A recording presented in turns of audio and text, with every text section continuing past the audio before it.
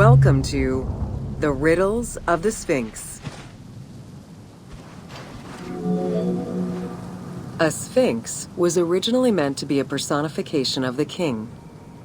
The human head, wearing pharaonic regalia, was fused with the body of a lion, thus sharing the qualities the powerful animal possessed, namely its power, the swiftness of its attack, and its majestic authority.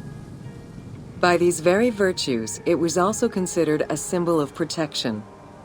Unsurprisingly, statues of sphinxes could be found along the dromas, protectors of the path taken by the gods to reach the temples.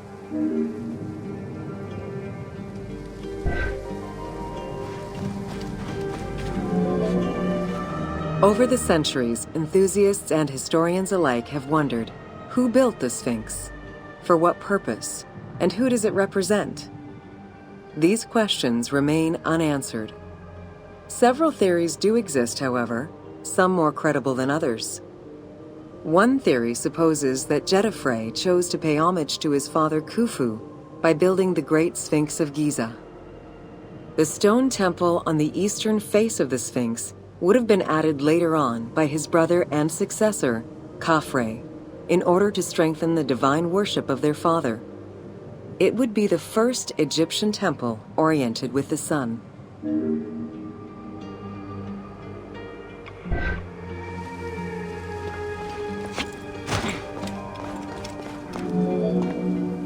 Another theory suggests that the Sphinx was built by Khafre and was meant to represent him. The arguments to support this hypothesis are based on the fact that the limestone beds used for the main work of the Temple of the Sphinx are geographically and architecturally similar to the Valley Temple of Khafre. Some believe that Khufu himself built the Sphinx, which was later finished under his successors, Jedefre and Khafre. These arguments are based on the stylistics of the engraving, the typology of the nemes, and the absence of a beard at the time of construction.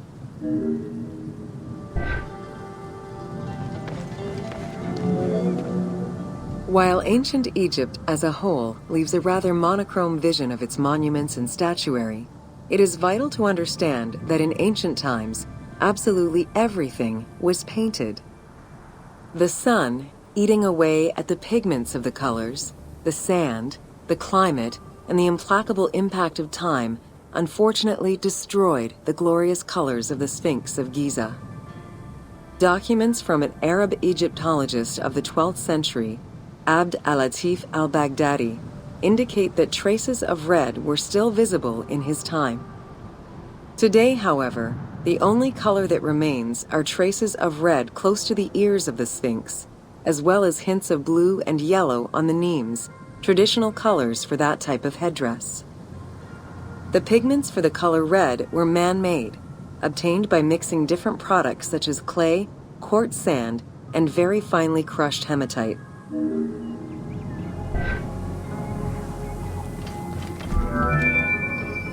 Red had a strong symbolism in ancient Egypt.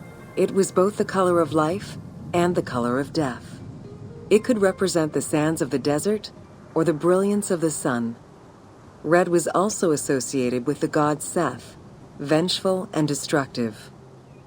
The Egyptian word for red, deshur, is also the word which was used to signify the desert, or the royal crown of Lower Egypt.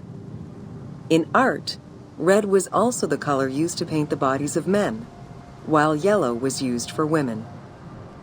It is possible that there were also color restoration efforts during the Saite period about 600 years before Cleopatra's rule, as indicated by notes on the inventory stele, discovered in 1858 by Auguste Mariette. It is because of this that the team made the decision to display it with its full range of colors, even though the Sphinx's colors would have likely faded by Cleopatra's time.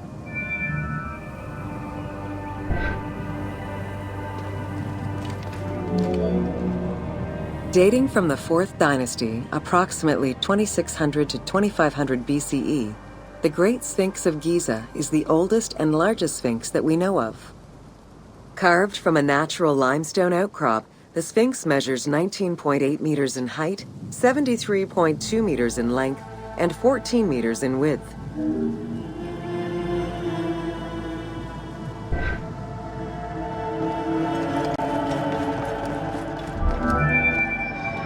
In order to bring polish to the imposing monument, several blocks of limestone were added after the initial construction phase. Since then, there have been numerous attempts at preservation. The polish present in the game integrates some aspects of modern restoration attempts. The team made this choice to present a more iconic version of the Sphinx of Giza to the player. Today, the Sphinx is called the Terrifying One. This appellation is translated from its Arabic name, Abu al-Hal, which in turn was derived from Baluba in Coptic.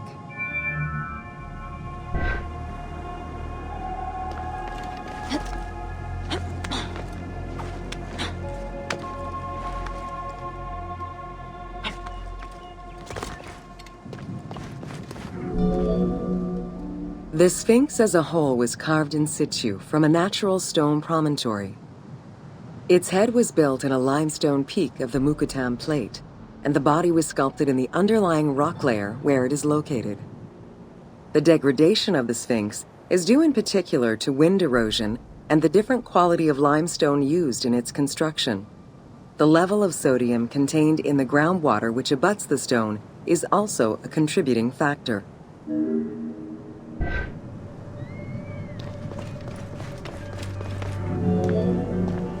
The natural bedrock is seen through the oblique natural strata of the Sphinx's body that are similar to the surrounding limestone.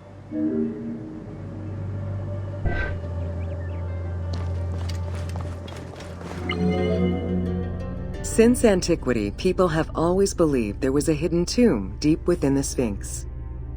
It is thought that attempts to plunder the Sphinx began as far back as the First Intermediate period. Since then, numerous attempts to pierce the Sphinx's secrets have been carried out, leaving indelible scars upon the monument.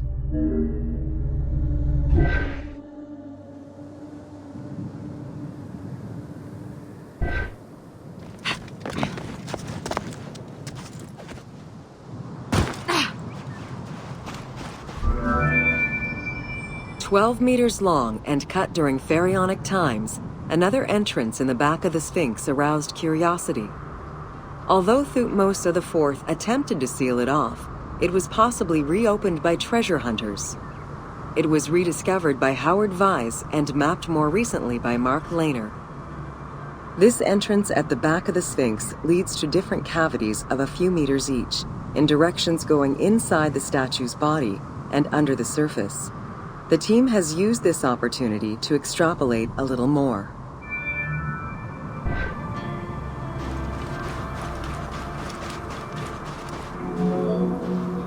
While there have been no major discoveries pertaining to the Sphinx of Giza in recent years, theories and hypotheses continue to emerge.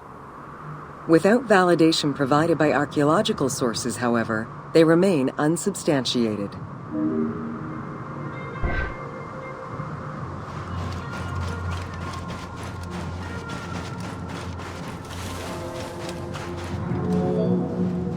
The first of the main theories as to the Sphinx of Giza's meaning posits that the Sphinx was originally a massive representation of the god Anubis.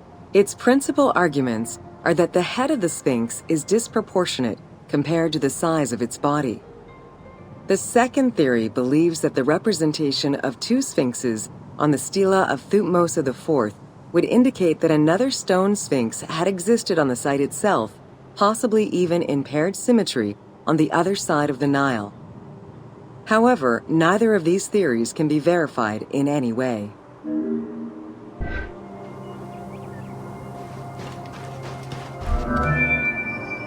Several scientific projects using new technologies have been put in place in the past decades. The most important was led by Mark Lehner and his team, who specialize in the study and survey of the Giza Plateau, including the Sphinx site.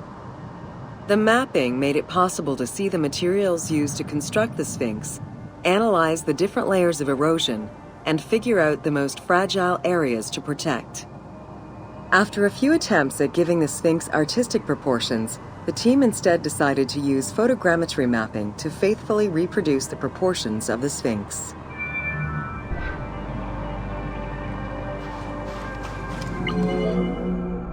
What the Sphinx of Giza represented during its construction and how the Sphinx was perceived by the Egyptians of the New Kingdom are two very different matters. Originally a representation of the king imbued with the power of the lion, the Sphinx was eventually viewed as a direct representation of the most divine. It is theorized that kings of the New Kingdom believed that the Sphinx of Giza was the one who recognized and legitimized the ruler of Egypt. Thus, despite the fact the Sphinx of Giza was partially buried under the sand during his reign, Amenhotep II knew that the monument was of great importance.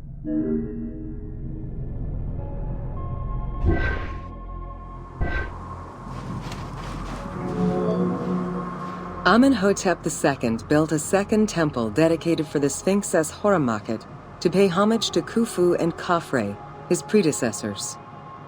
It became a common habit for this dynasty to spend time with their royal courts at the Sphinx. Its sanctuary became known as Setepet, the Chosen.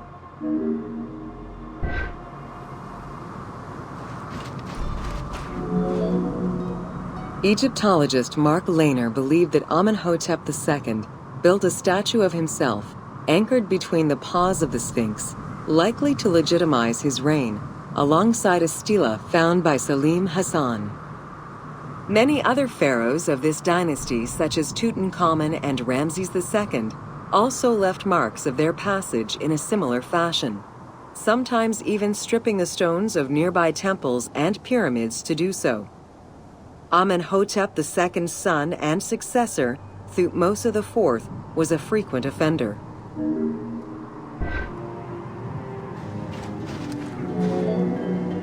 While sleeping between the Sphinx's paws, the future Thutmose IV saw in a dream the god Horamakhet proclaiming his coming accession on the throne of the two lands.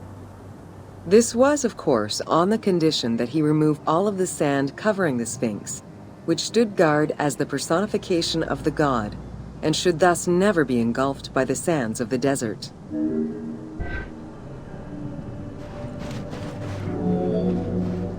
The 15-ton dream stela built by Thutmose IV to commemorate his dream was discovered by an Italian Egyptologist, Giovanni Battista Caviglia, in 1818, when he undertook the task of freeing the Sphinx from the sand, which had yet again covered it.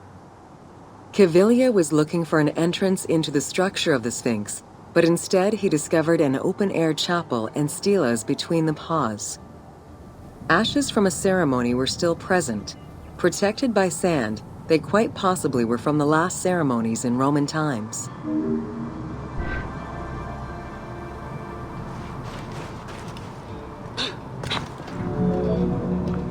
That same year, Caviglia discovered fragments of the Sphinx's beard that had probably been added during the New Kingdom.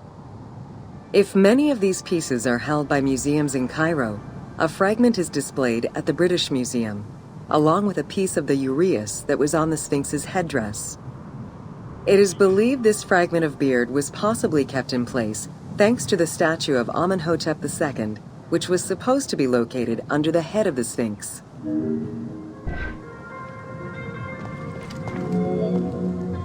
A popular cultural legend purports that the nose of the Sphinx of Giza was lost during the time of Napoleon Bonaparte to the cannon fire of French soldiers in training.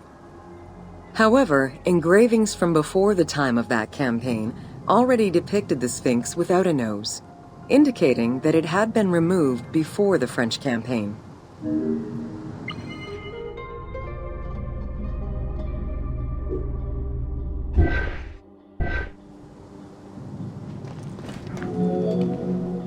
The most plausible hypothesis is based on the research of the German historian Ulrich Harman.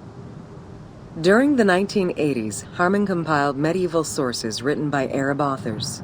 In doing so, he discovered that the Sphinx was once perceived as a favorable omen, a deity supporting sediment-nurturing floods and crops. Around 1378, a Sufi by the name of Muhammad Sa'im al-Dar could not stand this vision of the monument, and in an iconoclastic act broke the nose of the Sphinx. According to the texts, he was then hanged and burned between the legs of the Sphinx for his crime.